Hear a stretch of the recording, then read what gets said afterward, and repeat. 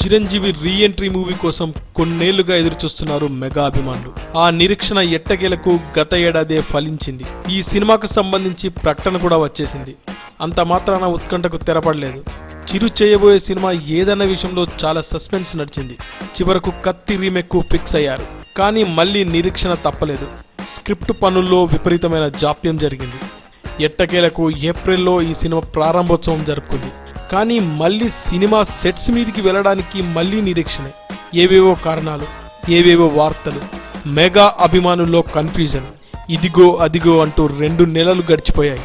గత ఏడాది ఎట్టకేలకు వాళ్ళు ఎదురుచూస్తున్న రోజు రానే వచ్చింది. చిరు సినిమా షూటింగ్ పూర్తి చేసుకుని గుమ్మడికాయ కూడా కొట్టేశారు. అయితే గుమ్మడికాయ పగిలాక కొన్ని ఆసక్తికరమైన సంగతులు బయటకొచ్చాయి.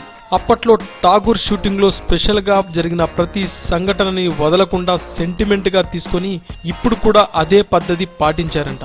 హిట్ విషయంలో ఏ చిన్న ఛాన్స్ని కూడా మిస్ చేసుకునే ఉద్దేశంలో లేనట్టు ఆనాటి సెంటిమెంట్లన్నీ వాడేశారని వినికిడి. ఇంతకీ ఆ సెంటిమెంట్లు ఏంటంటే, చిరు వినాయక్ కాంబినేషన్లో ఇంతకు ముందు వచ్చిన ఠాగూర్ ఎంత పెద్ద హిట్టో ప్రత్యేకంగా చెప్పాల్సిన అవసరం లేదు. విషయం ఏంటంటే ఇది కూడా రీమేకే, పైగా మురుగదాస్ కథతో తెరకెక్కిందే. ఇప్పుడు కత్తి కూడా మురుగదాస్ సినిమానే.